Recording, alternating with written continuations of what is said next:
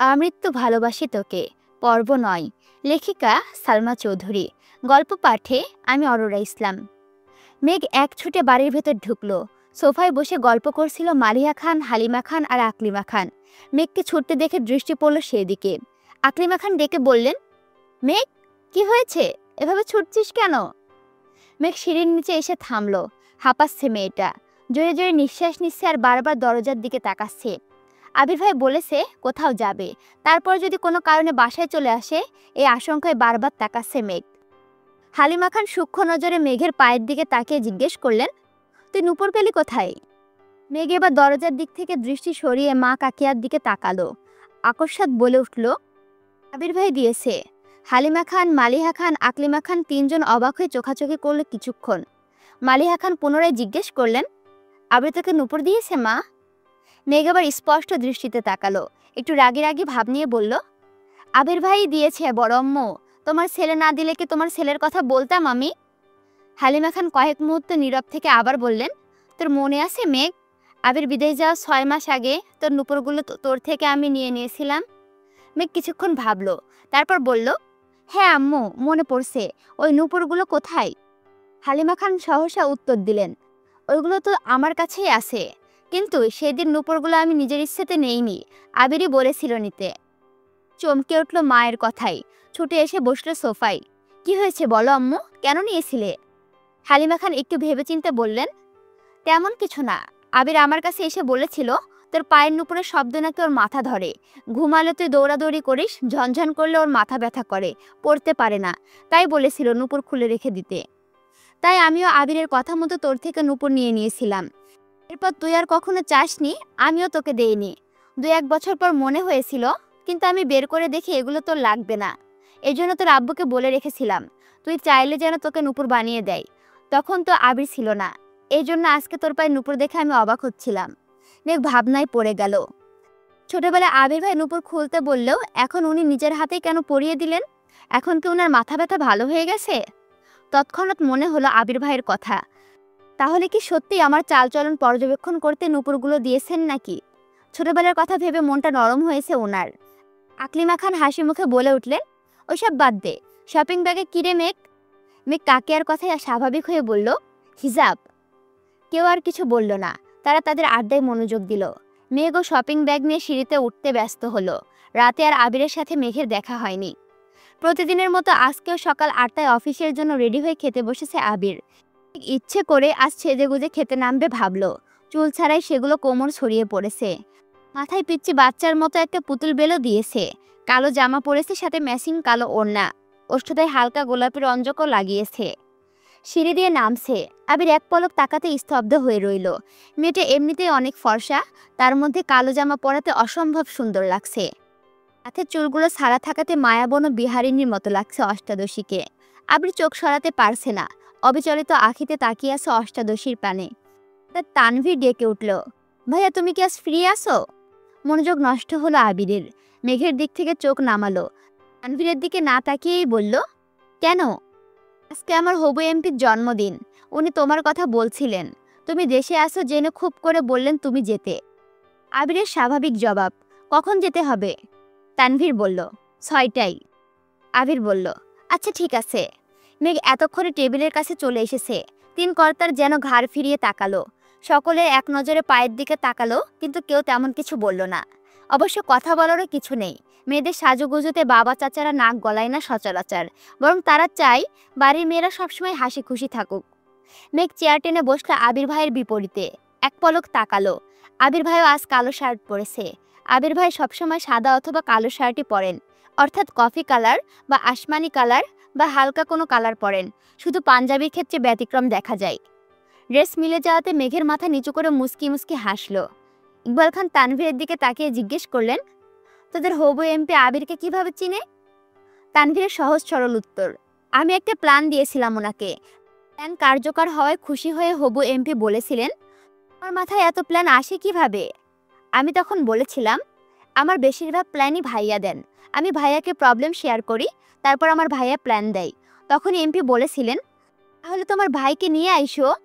তখন ভাইয়া বাইরে ছিলেন। আজ ওনার জন্মদিন, তাই সকালবেলা উনি নিজে আমায় কল করে জিজ্ঞেস করলেন, ভাইয়া আসছে কিনা। আমি হ্যাঁ বলাতে উনি নিজেই বারবার বললেন ভাইয়াকে নিয়ে যেতে। ইকবাল খানের সাথে মোজাম্মেল খান এবং আলী আহমদ খানও যেন মনোযোগ দিয়ে তানভীরের কথাগুলো শুনছিল। মোজাম্মেল খান সবসময়ই চুপচাপ থাকেন, যার সিদ্ধান্ত সকল কিছু বড় ভাইয়ের। তানভীর এসব কথা শুনে আলী আহমদ খান রেগে ফুঁসছেন। রাগান্বিত স্বরে বললেন, আবির, আমি কিন্তু তোমায় আগেই সাবধান করেছি, রাজনীতিতে তুমি জড়াবে না। আবির নিরুদ্বেগ কণ্ঠে উত্তর দিল, আমি তো বলেছি রাজনীতি করব না। তাহলে তানভীরকে রাজনীতি নিয়ে প্ল্যান দাও কেন? রাজনীতি নিয়ে মাথা ঘামাও কেন? আর এমপির জন্মদিনে যেতে এক কথায় রাজি হলে কেন? বুদ্ধি প্ল্যান ব্যবসায় লাগালে আমাদের ব্যবসাটা আরো এগোতো। গভীর কণ্ঠে একটানা কথাগুলো বললেন আলী আহমদ খান। মেঘ মিম আদি চুপচাপ খাচ্ছে। বাবা চাচার কথায় যেন কোনো মনোযোগ নেই তাদের। মেঘ খাচ্ছে আর মিটমিট করে হাসছে, আর একটু পরপর আবির ভাইয়ের দিকে পিটপিট করে তাকাচ্ছে। আলী আহমদ খানের কথায় আবির খাবার প্লেট থেকে চোখ তুলে তাকালো। রাশভারী কণ্ঠে বলা শুরু করলো, তোমাদের কয়েক বছর যাবৎ একটাই সমস্যা, তানভীর কেন রাজনীতি করে। মেন কথা, তোমরা রাজনীতি পছন্দ করো না, কিন্তু আমি মন থেকে চাই তানভীর রাজনীতি করুক, এবং সেটা মাঝপথে ছাড়ার জন্য না। সভাপতি, এমপি, মন্ত্রী পদে পদে নিজের সাফল্য বয়ে আনুক। আমার বিশ্বাস আমার ভাই সফল হবে ইনশাল্লাহ। কয়েক সেকেন্ড থেমে আবার শুরু করলো, এটা বিষয়ে আমরা নিজেরা যখন ভাবি তখন একতরফা ভাবি, মনে হয় আমরা যা ভাবছি সেটাই ঠিক, এটা করলে পারফেক্ট হবে, কিন্তু সব দিক থেকে সেটা পারফেক্ট নাও হতে পারে। তাই তানভীর পরিস্থিতি বুঝে নিজে যা ভাবে সেটা আমায় জানাই। যদি ভাবনা ঠিক থাকে তাহলে আমি বলি ঠিক আছে, না হয় আমি সাজেশন দেই, এটা এভাবে করো না, ওভাবে করো, এতটুকুই। এ কথাগুলো তানভীর চাইলে আমায় না বলে তাদের কমিটির লোকজনকেও বলতে পারতো, কিন্তু তানভীর যেহেতু সভাপতি হওয়ার ইচ্ছা, তাই প্ল্যান সভাপতি জানলে সে কাজ করবে না, তখন তানভীরের নাম থাকবে না। এই জন্য তানভীর আমায় শেয়ার করে। একটা বিষয় হলো ব্যবসা। আমি ব্যবসায় ঢুকেছি মাত্র 1 সপ্তাহ হলো। আমি সবকিছু বুঝে নেই ঠিক মতো, তারপর দেখো ব্যবসায় মনোযোগ দিতে পারি কিনা। জন্মদিনে যেতে রাজি হওয়ার কারণ আছে। এবার বাবা চাচাদের দিকে এক পলক তাকিয়ে চোখ নামিয়ে বলা শুরু করলো, তোমরা এখন নামি দামি ব্যবসায়ী, একসময় তোমাদের ব্যবসাও অনেক ছোট ছিল, অনেক ঝামেলা পোহাতে হয়েছে তোমাদের। তখন আমি ছোট ছিলাম, তবুও যতটা সম্ভব বুঝেছি। বর্তমানে আমরা নতুন ব্যবসা শুরু করতে যাচ্ছি। আমরাও কাগজপত্র নিয়ে অনেক জায়গায় দৌড়াদৌড়ি করতে হবে। অনেক বিত্তবানদের সঙ্গে ব্যবসার দিক থেকে টক্কর লাগবে। শুধু টাকা থাকলে সবকিছু করা সম্ভব হয় না, সাথে পাওয়ারও প্রয়োজন। অনেক সময় পুলিশের থেকেও রাজনৈতিক পাওয়ার বেশি কাজে লাগে। আইনিভাবে যে বিষয় সমাধান করতে মাসের পর মাস লেগে যায়, সেটা বড় বড় নেতাদের একটা কলে সলভ হয়ে যায়।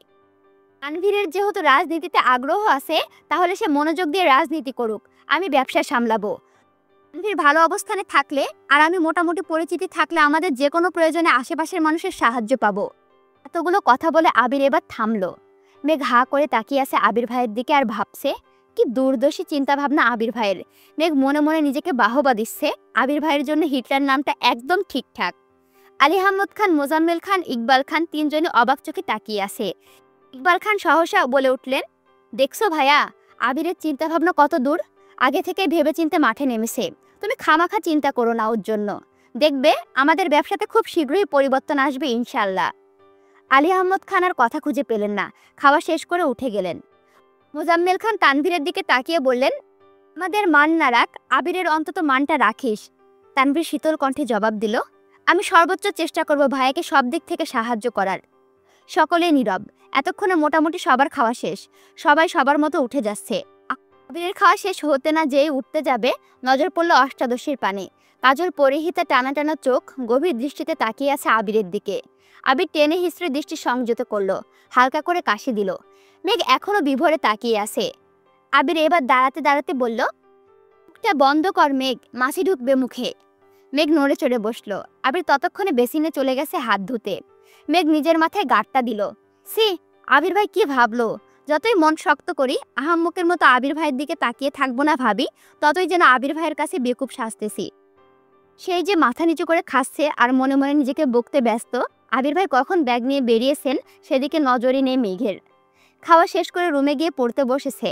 আজ কোচিং প্রাইভেট নেই, তাই 3টা পর্যন্ত টানা পড়াশোনা করেছে। তারপর গোসল করে খেতে এসেছে। বিকেল হয়ে গেছে, তাই কাকিয়া আর বড় আম্মু ঘুমাচ্ছিলেন। হালিমা খান তখনও শুয়েছিলেন। মেঘের সিঁড়িতে নামার সময় নুপুরের শব্দে বেরিয়ে এসে খাবার দিলেন মেঘকে। মেঘ চুপচাপ খাবার খাচ্ছে। হালিমা খান পাশের চেয়ারে বসে শান্ত কণ্ঠে মেয়েকে জিজ্ঞেস করলেন, পড়াশোনা ঠিকমতো করছিস তো মা? মেঘ ওপর নিচে মাথা নাড়ালো শুধু। হালিমা খান বললেন, তো কয়েকটা দিন, এরপরে রেজাল্ট দিবে, তারপরে তো ভর্তি পরীক্ষার যুদ্ধ শুরু হয়ে যাবে। মেঘ চুপচাপ খাওয়া শেষ করে সোফায় বসে টিভি দেখছিল। হালিমা খান সব গুছিয়ে মেঘের পাশে বসেছিলেন। কিছুক্ষণ পর মায়ের উরুর ওপর মাথা রেখে শুয়ে পড়ল। হালিমা খানও সযত্নে মেয়ের মাথায় হাত বুলিয়ে দিচ্ছেন। কেলে গোসল করাতে চুলগুলো এখনো ভেজা। হালিমা খান একটু রেগে রেগে বললেন, সারাদিন বাসায় থেকেও বিকেলে গোসল করিস কেন? ঠিকমতো না খেলে, ঠিকমতো গোসল না করলে অসুস্থ হয়ে পড়বি, তখন তো পড়তেই পারবি না। মেঘ চুপচাপ মায়ের হাঁটুর আঁকড়ে ধরে শুয়ে আছে। ততক্ষণে 5টা বেজে গেছে। আবির আজ একটু তাড়াতাড়ি চলে এসেছে অফিস থেকে। 6টায় এমপির জন্মদিনের অনুষ্ঠানে যেতে হবে। বাড়িতে ঢুকে চুপচাপ সিঁড়ির দিকে যাচ্ছে। পায়ের শব্দে হালিমা খান তাকিয়ে দেখলেন আবিরকে। হালিমা খান কোমল কণ্ঠে বললেন, এত তাড়াতাড়ি চলে এলি যে, কফি দিব তোকে? আবিরের দৃষ্টি পড়ে সোফায়। হালিমা খানের উরুতে শোয়া মেঘকে দেখে বুকের ভেতর স্যাঁত করে ওঠে আবিরের। এর কথা শুনে মেঘও ঘাড় ঘুরিয়ে তাকাই। চোখ পড়ে সিঁড়ির কাছে আবির ভাইয়ের দিকে। সঙ্গে সঙ্গে সোজা হয়ে বসল। আবির তৎক্ষণাৎ তড়িৎ গতিতে মেঘের কাছে আসে। ভয়ার্ত কণ্ঠে বলল, কি হয়েছে তোর? বলতে বলতে কপালে, গালে, গলায় হাত রাখলো একবার। আবির ভাইয়ের উষ্ণ হাতের ছোঁয়ায় কেঁপে উঠল অষ্টাদশী। আবির হাত ছড়িয়ে উত্তেজনা কণ্ঠে পুনরায় প্রশ্ন করল, শরীর খারাপ লাগছে? মাথা ব্যথা করছে? মেঘ যেন বিস্ময়কর দৃষ্টিতে তাকিয়ে আছে আবির ভাইয়ের অভিমুখে। আবির ভাইয়ের কপাল ঘামে চিকচিক করছে। হালিমা খান অভিযোগের স্বরে বললেন, আরে দেখ না, সারাদিন বাসায় থেকে অসময়ে গোসল করে। এত লম্বা চুল শুকাতে তো সময় লাগে নাকি? নিজের কোনো যত্ন নেয় না, কিচ্ছু না। আবির সহসা বলে উঠল, মামনি একটু কফি করে দিবা প্লিজ? হালিমা খানের সহজ সরল উত্তর, তুই বস একটু, এক্ষুনি নিয়ে আসছি। হালিমা খান উঠে রান্নাঘরে গেলেন। আবির ঘুরে গিয়ে হালিমা খানের জায়গায় বসলেন। এক নিচের দিকে চেয়ে ঠোঁট কামড়ে ধরে বসে আছে। ক্ষীণ বক্ষ ধরফর করছে অষ্টাদশীর। আবির ক্ষুদ্র চোখে তাকিয়ে আছে অষ্টাদশীর প্রাণে। নিরুদ্যম কণ্ঠে শুধালো, কি হয়েছে তোর? মন খারাপ?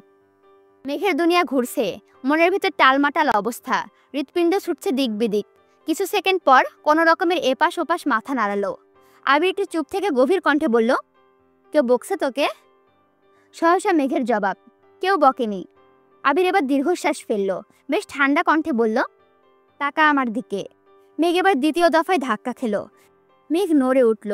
কাপা কাপা চোখে তাকালো আবির ভাইয়ের চোখের দিকে। আবির ভাইয়ের শীতল চাহনিতে অষ্টাদশীর মনে ঝড় শুরু হয়েছে। সাগরের গভীরতার ন্যায় চোখের দিকে বেশিক্ষণ তাকিয়ে থাকা সম্ভব হলো না মেঘের। চটজলদি মাথা নিচু করে ফেলল।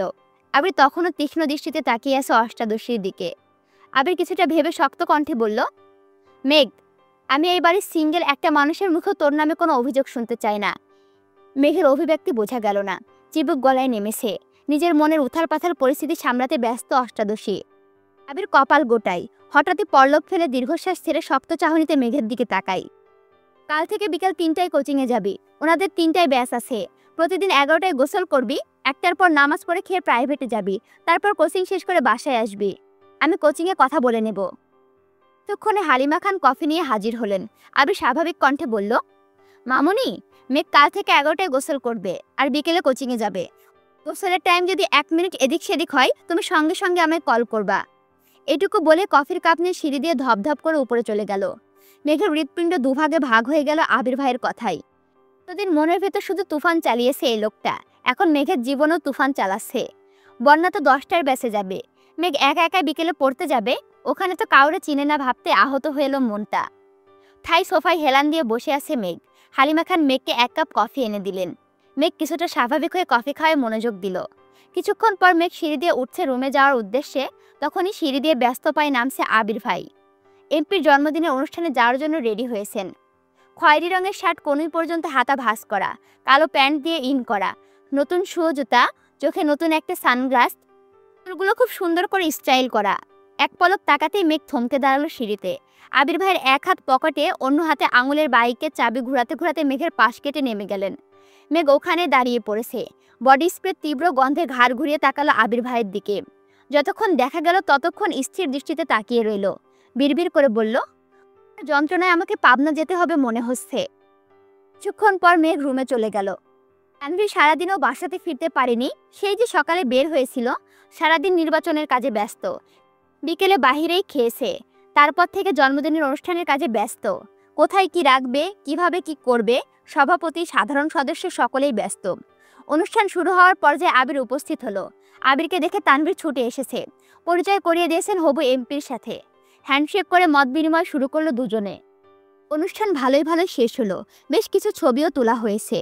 এমপির ফ্যামিলির সাথে আবির তানভীর এমপির দুপাশে দাঁড়িয়ে কেক খাওয়ানো সহ আরো অনেক ছবি তোলা হয়েছে। সেখান থেকে 4টা ছবি আবির ফেসবুকে আপলোড করেছে, সাথে জন্মদিনের ক্যাপশন দিয়ে। অনুষ্ঠান শেষে তানভীর বলল, ভাইয়া তুমি কি আমায় বাইকে লিফট দিবা নাকি রিক্সা করে যাব? আবির এক মুহূর্ত ভেবে উত্তর দিল, আজ থেকে যেতে পারবি, সমস্যা নেই। তানভীর খুশিতে আত্মহারা হয়ে গেছে। 10 দিনের মাথায় ভাইয়ের বাইকে ওঠার অনুমতি পেল। বাইকে চালাতে চালাতে আবির গম্ভীর কণ্ঠে তানভীরকে বলল, তোর কাছে মেঘের বান্ধবীর নাম্বার আছে? তানভীর স্বাভাবিকভাবেই বলল, হ্যাঁ আছে। কেন ভাইয়া? আবির রাশভারী কণ্ঠে বলল, তুই তাকে কল দিয়ে বলিস কাল থেকে যেন 3টায় কোচিংয়ে যাই। মেঘের ব্যাচ টাইম চেঞ্জ করে দিয়েছি, সাথে তারটাও। কোচিংয়ের লোকের সাথে কথা বলেছি, মেঘের একা একা বিকেলে ভালো লাগবে না। তানভীরের চিন্তিত স্বরে বলল, আবার কোনো সমস্যা হয়েছে ভাইয়া? আবির এবার দীর্ঘশ্বাস ফেলে কণ্ঠ দ্বিগুণ ভারী করে বলল, তোর বোন ঠিকমতো খায় না, গোসল করে না, পরে না, কত অভিযোগ শুনতে হয়। এই জন্য টাইম পাল্টে দিয়েছি, সাথে ওকে ওয়ার্নিংও দিয়েছি। তানভীর আর কিছু বলল না, চুপচাপ দুই ভাই বাসায় ঢুকে যে যার মতো রুমে চলে গেল। রাত তখন 10:30। তানভীর ফোন থেকে বর্ণার নামে সেভ করা একটা নাম্বারে কল দিল। দুবার দেওয়ার পর রিসিভ হলো। বর্ণা বলল, আসসালামু আলাইকুম। তানভীর বলল, ওয়ালাইকুম আসসালাম। বর্ণা বলল, কে বলছেন? আমি মেঘের ভাই। বর্ণা একটু ভয়ে ভয়ে বলল, আবির ভাইয়া? তানভীরের কিছুটা রাগ হলো, আকস্মাৎ বলে উঠল, ভাইয়া তোমায় কল দিবে কেন? ভাইয়ের কি খেয়ে দেয়ে কাজ নাই তোমাকে কল দিবে? ভাইয়া জীবনেও কোনো কাউকে কল দিবে না। তুমি কেন কাউকে কল দিবে না? কোনো মেয়েকেই না। বন্যা আস্তে আস্তে শুধালো, তানভীর ভাইয়া? হ্যাঁ। কোনো দরকার ভাইয়া? শুনো, তুমি কাল থেকে 2টার ব্যাচে প্রাইভেট পড়বে আর 3টার ব্যাচে কোচিং করবে। মেঘও বিকেলে কোচিং করবে, এটা জানানোর জন্য কল দিয়েছি। ভুল করে আবার সকালে চলে যেও না। আল্লাহ হাফেজ। এটুকু বলে কল কেটে দিল তানভীর। কন্যা খাটের ওপর টাসকি খেয়ে বসে পড়ল, কিছু ভাবতে পারছে না। কিছুক্ষণ স্থির থেকে তাড়াতাড়ি কল করলো মেঘকে। একবার বাসতে কল রিসিভ করলো মেঘ। বন্যা বলল, এই পাগল, তোর কি হয়েছে রে? কাল থেকে এতবার কল দিচ্ছি, কোনো খবর নাই তোর? সেই যে আবির ভাইয়ের সাথে বাইকে গেলি, কি হলো তাও বললি না। তো অঘটন ঘটাইছিস তুই? মেঘ বলল, আমি অঘটন ঘটাইনি, আবির ভাই অঘটন ঘটাইছে। উনি আমার মনের ভেতর ঢুকে আমার জীবনের 14টা বাজাই দিচ্ছে। আমার খাওয়া, গোসল, ঘুম সবকিছু নাজেহাল অবস্থা করে ফেলছে। ওনাকে যতবারই দেখছি ততবারই ভেঙে চুরমার হয়ে যাচ্ছে আমি। আমি বারবার নতুন করে ক্রাশ খাই। করবো বল? বন্যা এবার রেগে বলল, রাতে নেশা করা ছেড়ে ঘুমা, বাই। কি জন্য কল দিয়েছিল তা বলতেই পারলো না। মেঘের এসব হাবিজাবি কথা শুনতে শুনতে তার একটুও ভালো লাগছে না। কোথায় সিরিয়াস মুডে কল দিল মেঘকে, মেঘ যেন ঘোরেই পড়ে আছে। মেঘ আর কল ব্যাক করলো না। মেঘ ফেসবুকে ঢুকলো। ঢুকতেই সামনে আসলো আবির ভাইয়ের 3 ঘন্টা আগে করা পোস্ট। ছবিগুলো খুব ভালো করে দেখছে মেঘ, টেনে টেনে বড় করে আবির ভাইকে মনোযোগ দিয়ে দেখছে। হঠাৎই একটা ছবি দেখে মেঘের দৃষ্টি স্থির হলো। আবির ভাইয়ের পাশে করা নীল রঙের একটা গাউন পরা মেয়ে। দেখেই মনে হচ্ছে শরীরে বড়লোক বড়লোক ভাব আছে একটা। মেঘের পায়ের রক্ত চড়চড় করে মাথায় উঠছে। ওই মেয়ে কে? আর আবির ভাইয়ের পাশে ওই মেয়ে কি করে? কমেন্ট চেক করতে গেলে মেঘ অনেকগুলো কমেন্টের ভিড়ে ওই নীল রঙের জামা পরিহিত একটা আইডি চোখে পড়ল। আবির ভাইদের ছবিতে কমেন্ট করেছে, আপনি অসম্ভব কিউট, ইচ্ছে করছিল আপনাকে সবসময়ের জন্য রেখে দেই। ইচ্ছে হলে বেড়াতে আসবেন, আর সম্ভব হলে ফ্রেন্ড রিকোয়েস্ট অ্যাকসেপ্ট করবেন। আগে শরীর ঘামছে মেঘের, শোয়া থেকে উঠে বসলো। কমেন্টটাতে অ্যাংরি রিয়াক্ট দিয়ে মেয়ের আইডিতে ঢুকলো। প্রোফাইল পিকটা 2 ঘন্টা আগে আপলোড করা। কভার ফটোতে হবু এমপির সাথে ছবি, ক্যাপশন বাবা মেয়ে। মেঘের বুঝতে বাকি নেই এটা এমপির মেয়ে, একটা প্রাইভেট বিশ্ববিদ্যালয়ে পড়ে। রাগে ফুসফুস করছে। আবারও আবির ভাইয়ের আইডিতে ঢুকলো মেঘ। জাস্ট নাও একটা পোস্ট করেছেন আবির ভাই, তেরি নজরোं ने ये क्या कर दिया, मुझसे ही मुझको जुदा कर दिया। সাথে রাতের শহরে বাইকে বসে একটা ছবি শেয়ার করেছেন। মেঘ মনোযোগ দিয়ে ক্যাপশন বোঝার চেষ্টা করছে। তার মানে আবির ভাই ওই মেয়ের প্রেমে পড়ে গেছে। ভাবতে নেত্র যুগল থেকে 2 ফোঁটা পানি গড়িয়ে পড়ল। আবারও সে কমেন্টটা খুঁজতে গেল মেঘ। কেমন সুন্দর মেয়েটা দেখতে হচ্ছে তো, কিন্তু পোস্টের সব কমেন্ট ঘেটেও মেয়েটার কমেন্ট পেল না। তার মানে আবির ভাই ডিলিট করে ফেলেছে। কিন্তু ওই মেয়ে কে? কি অ্যাকসেপ্ট করে ফেললো? তারপর দীর্ঘশ্বাস ফেলে নিজেকে নিজে সান্ত্বনা দিতে লাগলো। আবির ভাই তো শুধুই আমার ক্রাশ, ক্রাশ তো ক্ষণিকের। উনি তো কিছুদিন পর বিয়ে করবেন, তখন তো আমাকে মেনে নিতেই হবে। আমার তো সাহসে কুলাবে না আবির ভাইকে কিছু বলার। মায়ের খাওয়ার থেকে চুপ থাকি, সেই ভালো। এদিকে আবির বাসায় ফিরে ফ্রেশ হয়ে শুয়ে আছে। একটা ছবি জুম করে শুধু চোখগুলোর দিকে তাকিয়ে আছে আর বিড়বিড় করে গাইছে, मैंने जब देखा था तुझको रात भी ओ याद है मुझको तारे गुनते गुनते सो गए दिल मेरा धड़का था कस के कुछ कहा था तूने हंस के मैं उसी पल तेरा हो गए। কিছুক্ষণ থেমে আবার বলল, तेरी नजरों ने कुछ ऐसा जादू किया लुट गए हम तो पहली मुलाकात में। আমি কিন্তু গান সেভাবে পারি না, তারপরও এখানে লেখা আছে, আমিও চেষ্টা করলাম বলার। জানি শুনতে খুব খারাপ লাগছে, তারপরে কেউ কিছু মনে করবেন না, শুধু এনজয় করেন ব্যাপারটা।